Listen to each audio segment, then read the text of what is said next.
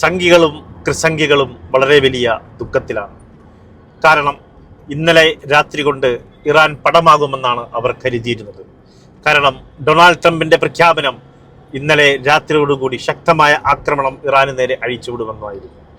പക്ഷേ കഴിഞ്ഞ ദിവസം ജോർദാനിൽ നടന്ന അമേരിക്കൻ കേന്ദ്രത്തിലേക്ക് വ്യോമത്താവളത്തിലേക്ക് നടന്ന ആക്രമണത്തിൽ ഇറാന്റെ ശക്തമായ ഫത്തഹ് 1, ഫത്തഹ് 2, ഖുറം ഷഹർ ഈ മിസൈലുകളാണ് ചെന്ന് പതിച്ചത്.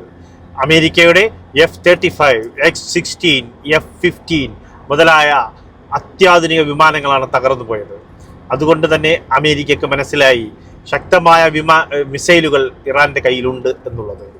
അതുകൊണ്ട് ചെറിയ ആക്രമണത്തിൽ കാര്യങ്ങൾ നിൽക്കില്ല എന്ന് മനസ്സിലായ ഡൊണാൾഡ് ട്രംപ് മധ്യസ്ഥരോട് എത്രയും പെട്ടെന്ന് MOU, മെമ്മോറാണ്ടം ഓഫ് അണ്ടർസ്റ്റാൻഡിങ് എത്രയും പെട്ടെന്ന് സൈൻ ചെയ്യാൻ വേണ്ടി ആവശ്യപ്പെടുകയായിരുന്നു. അങ്ങനെ ഇന്നലെ രാത്രി തന്നെ ഖത്തറിൽ നിന്നുള്ള സമാധാനത്തിൻ്റെ പ്രതിനിധികൾ തെഹ്റാനിൽ എത്തിച്ചേർന്നിട്ടുണ്ട്. പക്ഷേ യാതൊരു വിട്ടുവീഴ്ചക്കും ഇറാൻ തയ്യാറല്ല.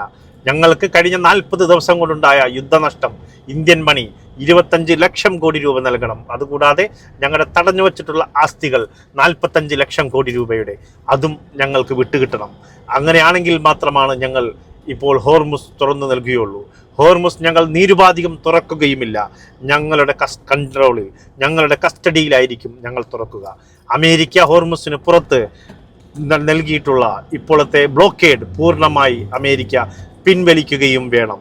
എന്നാൽ മാത്രമാണ് ഞങ്ങൾ ഇത്തരത്തിലുള്ള ഒരു MOU സൈൻ ചെയ്യുകയുള്ളൂ എന്നും ഇറാൻ വ്യക്തമാക്കിയിട്ടുണ്ട്. കൃത്യമാണ് ഇറാന്റെ നിലപാട്. ഒന്നല്ലെങ്കിൽ നിങ്ങൾ യുദ്ധത്തിന് വന്നോളൂ, യാതൊരു പ്രശ്നവുമില്ല. ഞങ്ങളുടെ ഫത്തഹ് 1, ഫത്തഹ് 2, ഖുറം ഷഹർ എന്നിവയുടെ പ്രഹരമേൽക്കാൻ അറേബ്യൻ രാജ്യങ്ങളും ഇസ്രായേലും തയ്യാറാവുക. അല്ലെങ്കിൽ ഞങ്ങൾ പറയുന്ന എഗ്രിമെന്റ് അംഗീകരിച്ച് ഞങ്ങൾ പറയുന്ന രീതിയിൽ ഒപ്പിടുക. ഈ ഒറ്റ ഡിസിഷനിലാണ് ഇറാൻ എത്തിയിരിക്കുന്നത്.